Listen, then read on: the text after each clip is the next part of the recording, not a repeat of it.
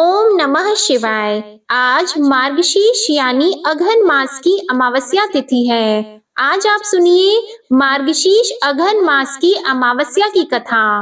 एक साहूकार के 7 बेटे, 7 बहुएं और एक बेटी थी।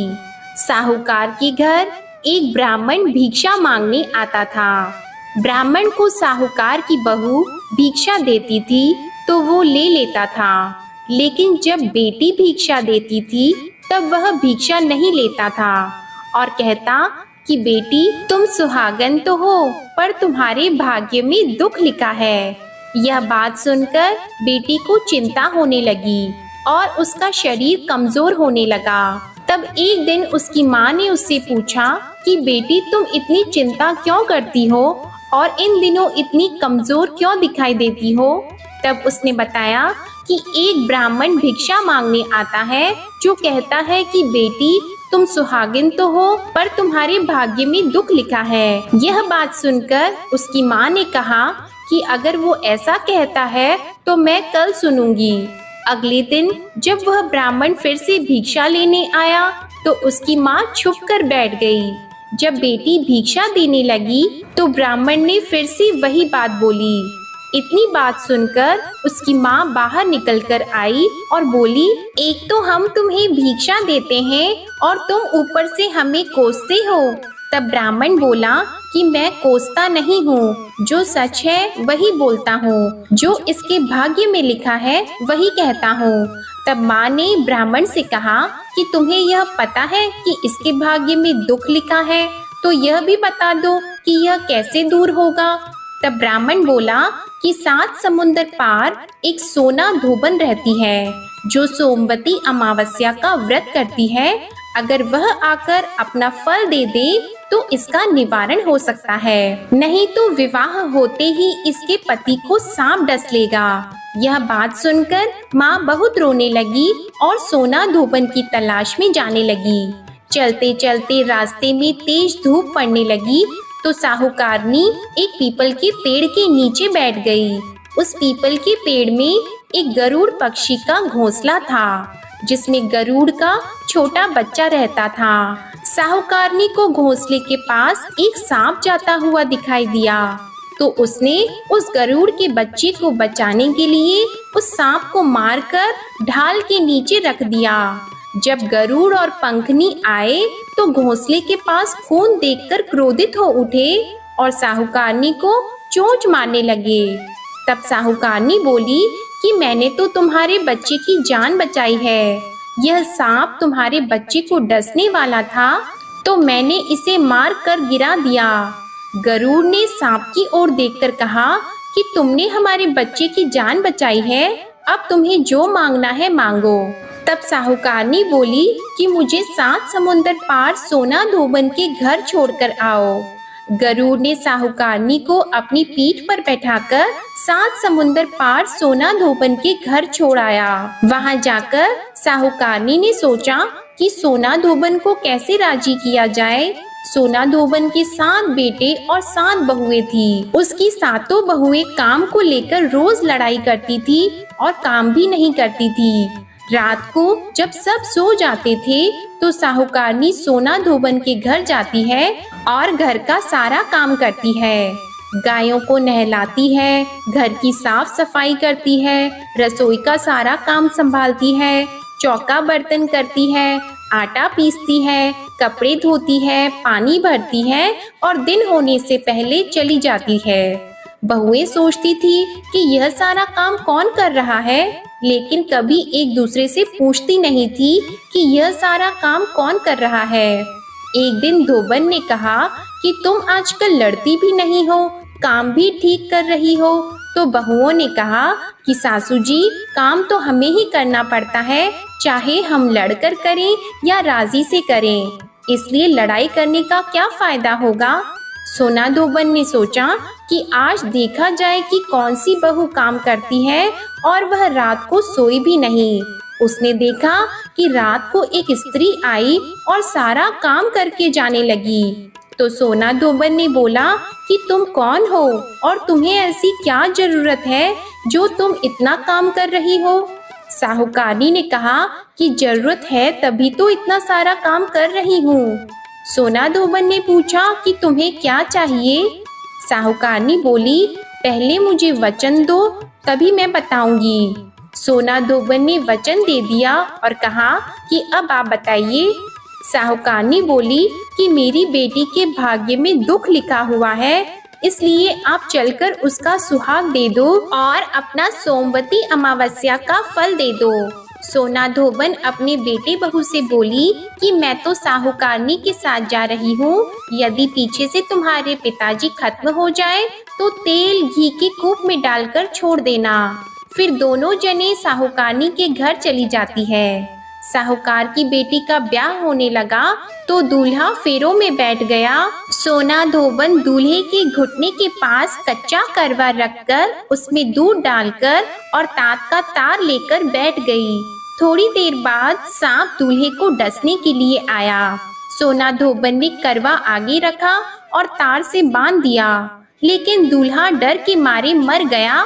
और तब सोना धोबन ने टीके में से रोली निकाली, मांग में सिंदूर निकाला, आंख में से काजल निकाला और मेहंदी निकालकर छोटी अंगुली से छींटे मारे और बोली कि आज दिन तक मैंने जितनी सोमवती अमावस्या करी है उनका फल तो साहूकार की बेटी को लग जाए, और आगे जो मैं सोमवती अमावस्या का व्रत करूं उसका फल मेरे परिवार को लगे। इतना कहते ही दूल्हा जीवित हो गया और सब सोमवती अमावस्या की जय जय बोलने लगे। सोना धोबन वापस जाने लगी। तब साहूकारनी ने कहा कि तुमने मेरे जवाई को नया जीवन दिया है, इसलिए तुम कुछ भी मांग लो। तब सोना धोबन बोली कि मुझे तो कुछ भी नहीं चाहिए, सिर्फ एक हांडी दे दो।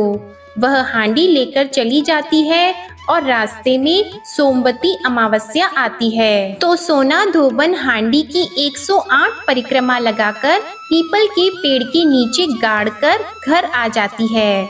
घर आकर वह देखती है तो उसका पति मरा हुआ तेल और घी के रूप में पड़ा है। तब वह टीके में से रोली निकालती है, मांग में से सिंदूर निकालती है, कोया में से काजल निकालती है, नुम्बा में से मेहंदी निकालती है, चिटली अंगुली से छींटे देती है और बोलती है, मैंने जो रास्ते में सोमवती अमावस्या की है उसका फल मेरे पति को लग जाए। इतना कहते ही सोना धोबन का पति उठकर बैठ गया और घर पर एक ब्राह्मण ज्योतिष आया और बोला कि जजमान सोमवती अमावस्या को मुझे दक्षिणा दीजिए।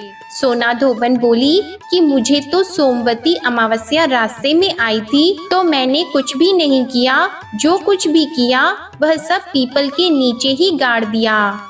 ज्योतिषी ब्राह्मण ने वहां जाकर खोद कर देखा तो उसे 108 सोने के सिक्के मिले।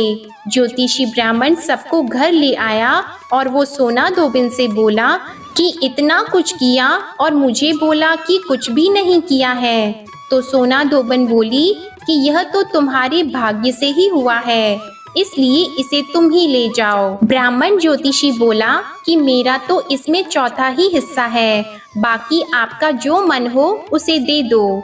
सारी नगरी में उसने बोल दिया कि सब सोमवती अमावस्या का व्रत कीजिए। हे सोमवती अमावस्या, जैसा साहूकार की बेटी को सुहाग दिया वैसा सबको देना। सोमवती अमावस्या की कहानी कहने वाले को, सुनने वाले को और हुंकार भरने वाले को और अपने पूरे परिवार को देना। बोलिए अमावस्या माता की जय। अब आप सुनिए अमावस्या और पूर्णिमा की ये कहानी। किसी राज्य में एक राजा और रानी रहा करते थे। उनकी एक बेटी का नाम अमावस्या और दूसरी बेटी का नाम पूर्णिमा था। पूर्णिमा बहुत ही धार्मिक प्रवृत्ति की थी। वह हमेशा पूजा और पाठ किया करती थी और गाय की सेवा किया करती थी और सारा काम करती थी, और अमावस्या की पूजा पाठ में कोई रुचि नहीं थी। वह कभी भी पूजा पाठ नहीं करती थी और ना ही कोई काम किया करती थी। लेकिन दोनों बहनें एक दूसरे को बहुत प्यार करती थी। लेकिन राजा और रानी का व्यवहार पूर्णिमा के प्रति अच्छा नहीं था। वह अमावस्या को चाहते थे और अपने दोनों पुत्रों को प्यार करते थे और उन दोनों का ही ख्याल रखते थे। धीरे धीरे समय बीतता है और राजा और रानी के बच्चे बड़े हो जाते हैं। राजा अपने बेटों का विवाह कर देते हैं और राजा की दोनों बेटियां भी बड़ी हो जाती हैं। फिर सब राजा से कहते हैं कि अब इनका विवाह भी कर दीजिए। राजा कहते हैं, हाँ, विवाह तो करना ही है। तब रानी राजा से कहती है कि पूर्णिमा का किसी बड़े घर में विवाह मत करना, क्योंकि इसे तो काम करना पसंद है, गाय की सेवा करना पसंद है, भजन और कीर्तन तथा कथा कहानियां सुनना पसंद है, पूजा पाठ करना पसंद है। अगर यह बड़े घराने में गई तो ये सब नहीं कर पाएगी, इसलिए इसकी शादी किसी गरीब के घर में ही कर दीजिए। राजा ने कहा ठीक है, और राजा पूर्णिमा के लिए रिश्ता तलाशने लगे। अंत में राजा ने एक गरीब के घर में पूर्णिमा का विवाह तय कर दिया। तब रानी ने कहा, महाराज, अमावस्या भी तो विवाह के योग्य है, इसके लिए भी वर देखिए और दोनों बहनों का विवाह साथ साथ कर दीजिए। राजा ने उसी गांव के राजा के बेटे के साथ अमावस्या का विवाह तय कर दिया। राजा ने रानी को बताया तो वह बहुत खुश हुई और मन में यह सोचने लगी कि अब देखते हैं कि पूर्णिमा गरीब के घर कैसे रहती है, बहुत पूजा पाठ करती है, देखते हैं इसके भगवान इसकी क्या मदद करते हैं। फिर समय आने पर राजा ने अपनी दोनों बेटियों का विवाह कर दिया।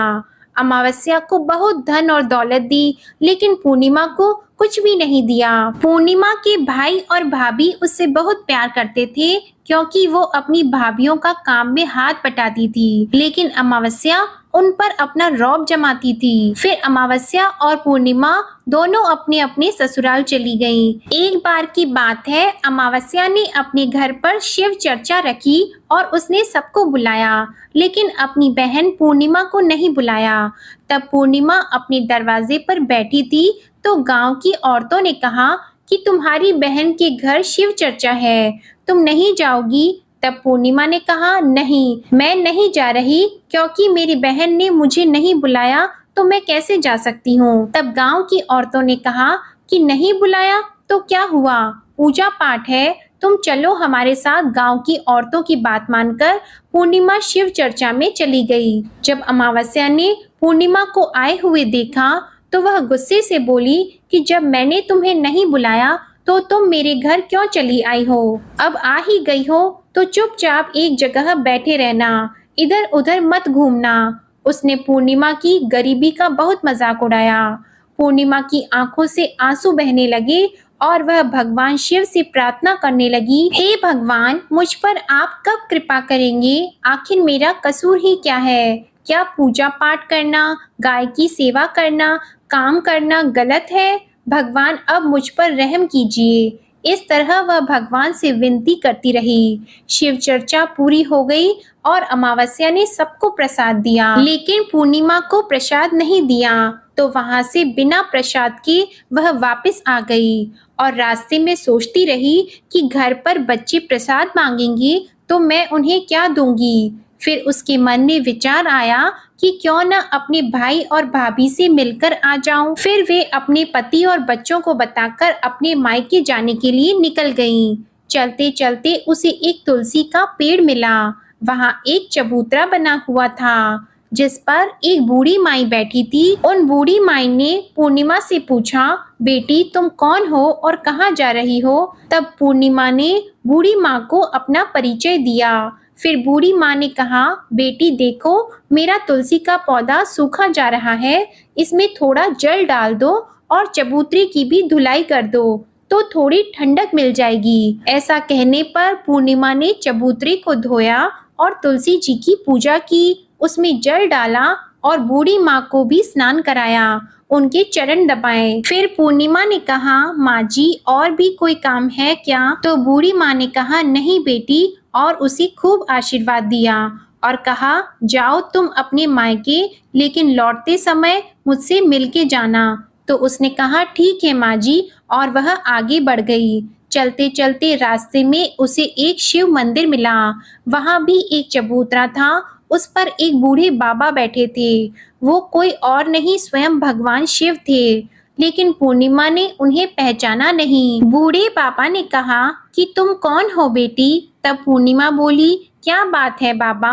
तब उन बाबा ने कहा, बेटी क्या तुम इस मंदिर की साफ सफाई कर दोगी? बहुत गंदा हो गया है और चबूतरा भी धोना है, और मेरे नहाने के लिए 2 बाल्टी पानी भी भर देना, तो तुम्हारा बहुत एहसान होगा। पूर्णिमा ने खुशी खुशी सब काम कर दिया और भगवान शिव की पूजा भी की। थोड़ा और आगे चली तो उसे काली माँ का मंदिर मिला। काली माँ भी एक बूढ़ी माँ के रूप में वहां बैठी थी और पूर्णिमा से कहा, बेटी तुम कौन हो? तब पूर्णिमा ने अपना नाम बताया और कहा, क्या बात है माँ जी? तब बूढ़ी माँ ने कहा, बेटी यहाँ सब लोग पूजा पाठ करके चले जाते हैं, कोई मंदिर साफ नहीं करता। देखो मंदिर कितना गंदा हो गया है, जरा इसकी साफ सफाई कर दो। पूर्णिमा ने मंदिर की साफ सफाई की, माँ का श्रृंगार किया, पूजा की। उसके बाद बूढ़ी माँ को स्नान कराया और हाथ पैर दबाए। फिर वह आगे बढ़ी तो एक उसे नदी मिली। वहां भी एक बूढ़ी माँ बैठी थी। वो कोई और नहीं गंगा मैया थी। उन्होंने कहा, बेटी कौन हो तुम? तब पूर्णिमा ने उन्हें अपना नाम बताया और बूढ़ी माँ ने कहा, बेटी यहाँ सब स्नान तो करते हैं लेकिन कोई साफ सफाई नहीं करता, तुम यहाँ की साफ सफाई कर दो। उसने वहां भी सफाई कर दी। फिर वह बूढ़ी माई भी उसे आशीर्वाद देती है। इसके बाद पूर्णिमा नाव में बैठकर नदी के उस पार जाती है। नाव में फूल बिछे होते हैं और वह फूल की नाव में बैठकर अपने मायके पहुंच जाती है। भाई और भाभी को देखकर वह बहुत खुश होती है और उसकी खूब खातिर होती है। फिर सब खूब बातें करते हैं। सुबह होने पर जब ननद जाने को तैयार होती है तो भाभी उसे एक लाल साड़ी देती है और कहती है, ननद जी इस साड़ी को पहन लो और हाँ जल्दी जल्दी आया करो, बहुत दिनों के बाद आती हो। तब ननद ने कहा, ठीक है भाभी, आप जब भी मुझे बुलाओगी तो मैं आ जाऊंगी। फिर पूर्णिमा ने लाल साड़ी पहन ली और 16 श्रृंगार कर लिया। भाभीियों ने थैला भरकर उसे सामान और धन गहने दिए। फिर वह घर से निकल जाती है। चलते चलते रास्ते में वही नदी मिली और नाव भी। नाव में बैठकर वह उस पार पहुंची तो वही बूढ़ी माँ ही मिली, जो और कोई नहीं गंगा माँ थी। उन्होंने कहा, आ गई बेटी अपने मायके से? तब पूर्णिमा ने कहा, हाँ माँ जी। तब बूढ़ी माँ ने एक थैला दिया और कहा, इसे ले जाओ। मैं कहाँ रखूंगी, यह बहुत भारी है और इसे रास्ते में खोलना मत, घर जाकर ही इसे खोलना। तब पूर्णिमा ने कहा, ठीक है माँ जी, और वह वहां से जल्दी ही आगे चली तो काली माँ का मंदिर मिला। वहां भी बूढ़ी माँ बैठी थी। उन्होंने भी उसको एक थैला दिया। अब उसके पास 3 थैले हो गए। फिर कुछ और आगे बढ़ी तो उसे मंदिर मिला। वहां भगवान बूढ़े बाबा के रूप में बैठे थे। उन्होंने भी उसे एक थैला दिया। वो लेकर पूर्णिमा आगे बढ़ी तो तुलसी माँ मिली। उन्होंने भी उसे एक थैला दे दिया। अब पूर्णिमा अपने घर पहुंच गई और वह 5 थैले खोलने लगी। सबसे पहले उसने अपने मायके का थैला खोला। उसमें खाने पीने की चीजें थी, कपड़े और गहने थे। उसने खाने की चीजें और कपड़े अपने बच्चों को दिए तो बच्चे उन कपड़ों को पहनकर बहुत खुश हुए। दूसरा थैला जो गंगा माँ ने दिया था उसे खोला तो उसमें सोना चांदी भरा था। तीसरा थैला जो काली माँ ने दिया था उसमें 16 श्रृंगार भरा था। चौथा थैला जो भगवान शिव का था उसमें सब खुशियां थी, धन संपत्ति सब कुछ था। 5वां थैला तुलसी माँ का जब उसने खोला तो उसमें चावल गेहूं सब भरा हुआ था। अब पूर्णिमा के घर किसी प्रकार की कोई कमी नहीं थी। धन संपत्ति अन्न धन भंडार उससे उसका घर पूरा भर गया। पूर्णिमा खुशी खुशी रहने लगी। एक दिन पूर्णिमा ने सोचा, क्यों न मैं भी शिव चर्चा करवाऊं। फिर पूर्णिमा ने शिव चर्चा रखी तो उसने सबको बुलाया। वह अपनी बहन के घर भी बुलावा देने के लिए गई। जब अमावस्या अपनी बहन के घर चर्चा में आई तो वह धन और दौलत देखकर आश्चर्यचकित में रह गई। फिर अमावस्या ने पूछा कि तुम्हारे घर में इतना धन दौलत कैसे हो गया। तब पूर्णिमा ने कहा, देखो बहन, तुमने चर्चा रखी और मुझे नहीं बुलाया, फिर भी मैं बिना बुलाए तुम्हारे घर गई और तुमने मुझे प्रसाद भी नहीं दिया। फिर तुम्हारे घर से आने के बाद मैं मायके चली गई। फिर सब बात उसने अमावस्या को बता दी। अमावस्या ने कहा कि मैं भी जाऊंगी मायके, तुम भी मुझे डांटो और मुझे प्रसाद मत दो। लेकिन पूर्णिमा ने कहा कि भगवान का प्रसाद है, यह तो मैं सबको दूंगी। लेकिन अमावस्या ने प्रसाद नहीं लिया और अपने घर जाकर बच्चों से कहकर अपने मायके के लिए चल दी। चलते चलते उसे तुलसी माँ मिली। उन्होंने कहा, बेटी ये चबूतरा धो दो और तुलसी में पानी डाल दो। तो अमावस्या कहती है, बुढ़िया मैंने इतनी महंगी साड़ी पहन रखी है, ये गंदी हो जाएगी, मैं कुछ नहीं करूंगी। आगे चलकर उसे भगवान शिव जी मिले तो उनसे भी उसने ऐसा ही कह दिया। उससे आगे उसे काली माँ मिली तो उनसे भी उसने वही कहा। फिर गंगा मैया मिली तो उनसे भी अमावस्या ने यही कहा। फिर नाव में बैठी तो नाव में उसे कांटे मिले जो उसके पैर में चुभ गए। फिर वह अपने मायके पहुंच गई। तब उनकी भाभीियों ने उसे देखा और कहा कि यह कहाँ से आ गई? अरे पूर्णिमा के पास तो कुछ नहीं था, इसलिए उसे सब कुछ दिया, लेकिन ये यहाँ क्यों आई है? कोई बात नहीं, अब आ ही गई है तो बैठो, ये तो कुछ काम करवाएगी नहीं। बेचारी पूर्णिमा तो सारा काम करवाती है। अमावस्या खाना खाकर सो गई। सुबह हुई तो अमावस्या ने कहा, भाभी हम जा रहे हैं। तो भाभी ने कहा ठीक है। तब अमावस्या ने कहा, भाभी पूर्णिमा को तो आपने थैला दिया, मुझे कुछ नहीं दिया। तो भाभी ने कहा, जाओ तुम्हारे घर थैला पहुंच जाएगा। फिर अमावस्या चली तो गंगा मैया मिली। गंगा मैया ने कहा कि आ गई बेटी। तो उसने कहा, आपने पूर्णिमा को थैला दिया, मुझे कुछ नहीं दिया। तो गंगा मैया ने कहा, ठीक है जाओ बेटी, हम घर भिजवा देंगे। ऐसे ही काली माँ और भगवान शिव और तुलसी माता ने भी कह दिया। जब वह घर पहुंची तो उसके आंगन में 5 थैले रखे थे। तब अमावस्या उन 5 थैलों को खोलती है तो किसी में मिट्टी, किसी में पत्थर, किसी में सांप और बिच्छू थे। उसने अपना माथा पीट लिया और कहा, हे भगवान, हमें मायके में भी कुछ नहीं मिला और इधर भी कुछ नहीं मिला। फिर अमावस्या दौड़कर पूर्णिमा के पास जाती है और कहती है कि तुझे इतना सब कुछ मिला और मुझे कुछ भी नहीं मिला। तब पूर्णिमा ने कहा, मैं मायके जाती हूँ तो भाभीियों के साथ काम करवाती हूँ और तुमने तो भाभी की कभी मदद नहीं की, तो भाभी तुमको क्या देती? गंगा माँ को तुमने ठुकरा दिया, शिवजी और काली माँ और तुलसी माँ सबको तुमने ठुकरा दिया, इसलिए भगवान ने तुम्हें कुछ भी नहीं दिया। तब अमावस्या कहती है, बहन मुझे माफ कर दो, मैंने सदा तुम पर अत्याचार किया है, लेकिन इसमें मेरा कोई कसूर नहीं था। मुझे भी बताओ, अभी मुझे नहीं मिला लेकिन मैं भक्ति से कर लूंगी। तो पूर्णिमा ने कहा कि बहन देखो, 3 सूत्र का ज्ञान ले लो। पहले सूत्र में दया मांगना, दूसरे सूत्र में चर्चा करना और तीसरे सूत्र में 108 बार ओम नमः शिवाय का जाप करना। बहन भगवान ने जो 3 सूत्र दिए हैं वो प्रसाद के रूप में स्वीकार कर लेना और हृदय में बसाना। मैंने सच्चे मन से भगवान का पूजा पाठ किया, सबकी मदद की, सबका काम किया, इसलिए मुझे सब कुछ मिला और तुम्हारे पास जो भी था वो भी खत्म हो गया। तब अमावस्या अपने घर गई और वह पूजा पाठ करने लगी और भगवान शिव से माफी मांगने लगी। सभी प्रेम से बोलिए भगवान शिव की जय। अब आप सुनिए भगवान शिव की आरती।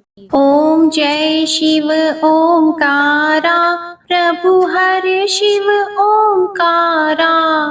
ब्रह्मा विष्णु सदा शिव, ब्रह्मा विष्णु सदा शिव, अर्धांगी धारा। ओम जय शिव ओमकारा। एकानन चतुरानन पंचानन राजे, स्वामी पंचानन राजे। हंसासन गरुड़ासन, हंसासन गरुड़ासन, वृषवाहन साजे। ओम जय शिव ओमकारा। 2 भुज 4 चतुर्भुज, 10 भुज अति सोहे, स्वामी 10 भुज अति सोहे। त्रिगुण रूप निरखते, त्रिगुण रूप निरखते, त्रिभुवन जन मोहे। ओम जय शिव ओंकारा। अक्षमाला वनमाला मुंडमाला धारी, स्वामी मुंडमाला धारी। त्रिपुरारी कंसारी, त्रिपुरारी कंसारी, करमाला धारी। ओम जय शिव ओंकारा। श्वेतांबर पीतांबर बाघंबर अंगे, स्वामी बाघंबर अंगे। सनकादिक गरुणादिक, सनकादिक गरुणादिक, भूतादिक संगे। ओम जय शिव ओंकारा।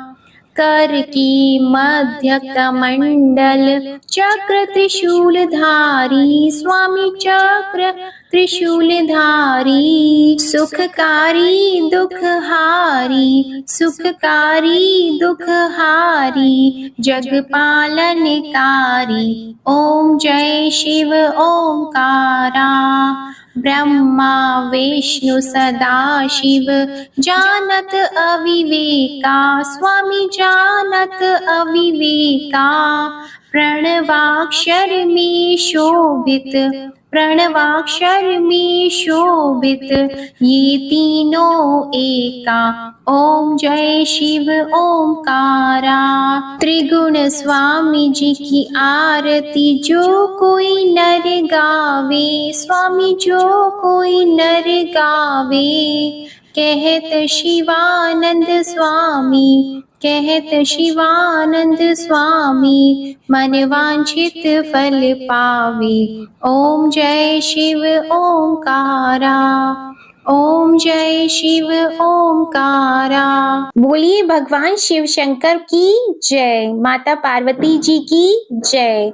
आप सभी को आज की कथा पसंद आए तो वीडियो को लाइक करिएगा, शेयर करिएगा, कमेंट में भोलेनाथ जी की जय लिखिएगा और चैनल को भी सब्सक्राइब करिएगा। धन्यवाद।